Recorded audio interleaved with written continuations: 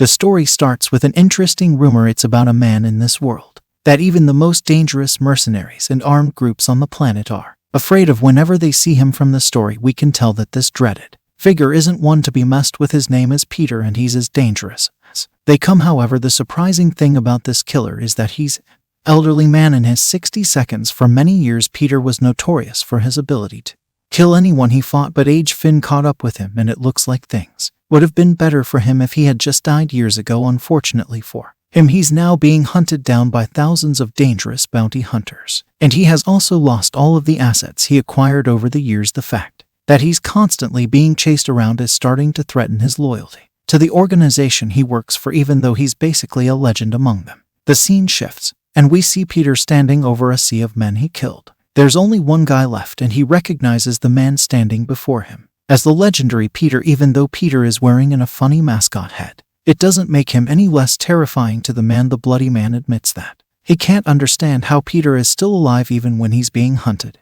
tracked down by hundreds of thousands of killers. He's baffled that the assassin keeps managing to evade all the people who want to kill him and keeps staying off their radar. Peter just walks towards the man calmly. The man knows he is probably going to be killed, and our hero tells him that the reason they would never catch him, even though thousands of them seek him out, is that the Peter they're looking for is no longer who he used to be. Just then he takes off the mascot mask, and the man is shocked when he sees the face that gets revealed. The man can't believe his eyes and even thinks that what he's seeing is impossible, but Peter just casually points his gun at the man while smoking a cigarette, and it doesn't take too much guessing to know what happens next. The scene shifts to 3 months earlier, and we see Peter at his bookstore. He receives a call from someone advising him to stop ignoring the calls and go in for a hospital visit. The person on the other end then reminds Peter that he will die in less than 3 months. Despite all of this, it doesn't seem like Peter's mind is going to change. We see him gathering his mountain of pills, and afterward he proceeds to arrange the books in the store. Peter isn't afraid of death, especially since the very word is the name of his profession. He thinks about how he gave the last 50 years of his life to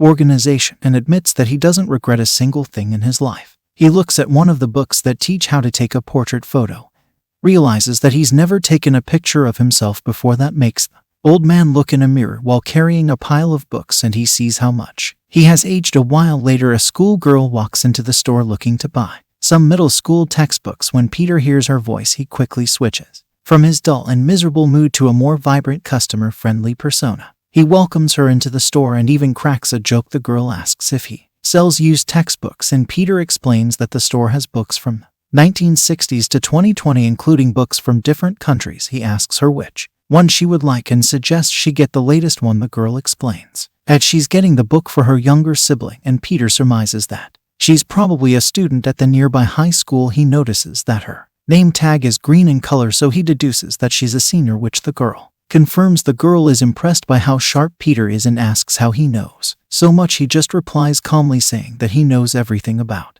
everyone in the neighborhood. In some cases, that would be a pretty creepy response, but the girl doesn't see it that way. Suddenly, Peter brings out a pack of brand new textbooks, which shocks the girl. She immediately explains that she only has 1,001 and points out that she can't afford all of these brand new books. Old Peter gives her a smile and tells her she can have them because he no longer needs them. The girl tries to refuse, so the old man rips off the plastic on the books so they're no longer brand new. She tells him that he doesn't need to do that for her, but he assures her that it's okay. Peter reveals that he knows how much she adores her younger sibling just by the look in her eyes. He then tells her that she should be good to them while she still has the chance, and this takes the girl off guard. Peter just tells her that she will regret it if she doesn't. He then proceeds to sort out some other books, and the girl accidentally calls him Grandpa while trying to get his attention, so he tells her she should just call him Mr. Curious to know more about the man. The girl asks him if he has ever regretted anything before. Peter pauses for a moment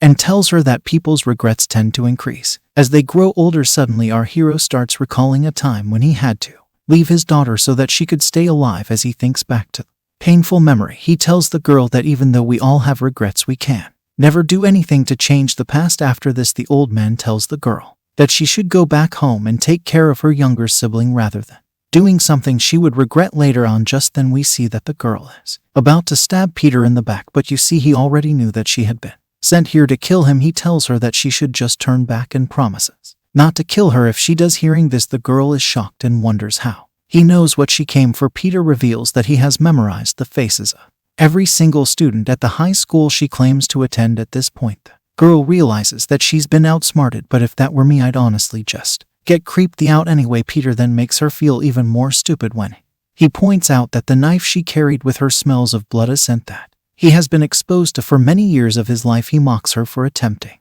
to hide the smell with cheap perfume even though she can no longer sneak up on him. The girl decides to go ahead and attack him because she's already come so far. She takes the knife and attempts to stab him, but suddenly starts to feel afraid that she will be the one who ends up dead. In the end, the girl decides not to fight the old man. Peter tells her she can still have the books because he knows that the things she said about her younger sibling are real. Judging by how the girl speaks, Peter confirms that she's also from the same organization as him, and the girl realizes that she blew her cover when she used honorifics by accident. Suddenly, two other men crash into the store through the roof and begin shooting at them, so Peter pushes the girl out of the way and reveals that in their organization the assassin is to be neutralized if the mission is unsuccessful. This is when she notices that Peter got hit by one of the bullets and it went through his stomach. The men open fire again and Peter tries to fight back by shooting at them too. Unfortunately, one of them grabs the girl while the other starts beating up on him. He punches the old man with ease and wonders how such a weak man could actually be the legendary assassin. That's when another man with weird octopus tattoos on his head arrives. His code name is the Eight-Legged Man and he is the boss's informant. He talks about how Peter has the greatest reputation in their organization, how he's the highest ranked agent, but yet he's reduced to nothing now that he's sick, lying wounded on the floor. Peter tells them to get straight to the point and tell him the reason they want to kill him. In response, the Eight-Legged Man bluntly tells him that the boss does like him. Peter seems confused to hear that, so the informant explains that there's a massive bounty of 7.6 billion on Peter's head, which thousands of killers would be trying to win. The moment he steps out of the organization, our hero finds it funny that the bounty is the same amount of money he has in his bank account, and the informant confirms that it's indeed his money. The bounty is in fact the money that he saved up over the years while risking his life for the organization. Unfortunately, all that money would now be going to someone else. Eight-Legged Man wants to be that person with a sinister look on his face. He begs Peter to die by his hands. He then punches him in the face. Other man joins in the assault. Peter is sent flying into another room after receiving another mighty punch, and they assume that he's been knocked out. Already, the octopus man admits that he's disappointed the fight ended so quickly and asks the other men to clean up the mess. He then goes to take a closer look at Peter, but the tricky old man surprises him with a flashbang and escapes through the back door. Realizing that they had been tricked, the octopus orders his men to go after Peter, who couldn't have gone far with his injury. The men go out into the rainy night to search for Peter while the Eight-Legged Man stays back with the girl. Meanwhile, Peter makes his way to a playground and hides behind the toys. As he lies under the rain, bloody and beaten, he thinks about how he couldn't even fight back. In that moment, the reality of his old age hits him and he thinks back to how he didn't ever have a life for himself. He lived every day for the organization. From an early age, they had already taken him in, and while other children were learning how to read and write, he was bleeding every day, learning how to be a cold-hearted killer. While others were learning how to use Facebook and Snapchat, he was being taught how to wiretap and eavesdrow till his ears bled. Things only got worse as he grew older, and while others were going on dates and finding love, he had already become a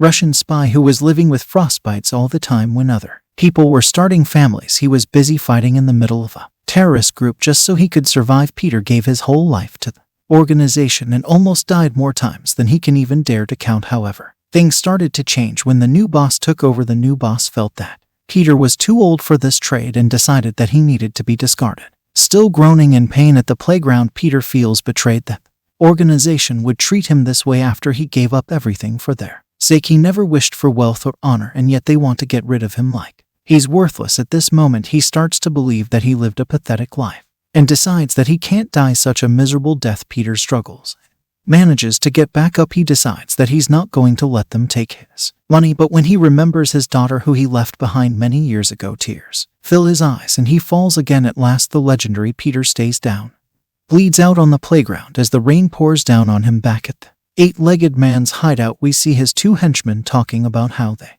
would have won the bounty if only they didn't let Peter slip away. The second man wonders why such a massive bounty is on the old man's head anyway, and the first man explains that it's probably the least they could do to respect such a legend. The second man is only after the money and doesn't care if Peter is a Legend, he wants that money so much that he gave up his kickboxing championship title just to become a bounty hunter to kill the old man himself, holding a picture of Peter they took while they were on the roof. He promises to become successful after killing him. This is when the two men are interrupted by voice of a man telling them that this is the only picture in existence that shows his face. As the men turn around, they are shocked to see Peter standing in front of them, but this time there's something very different about him. For some weird reason, Peter is now a young man, and the men even find it hard to believe that it's the same person, so they just assume that he's someone else wearing the same outfit. Peter himself admits that he doesn't know what happened, but claims that when he woke up he was already like this, and judging by the bullet hole in his shirt it appears that it's actually him. The second man still doesn't believe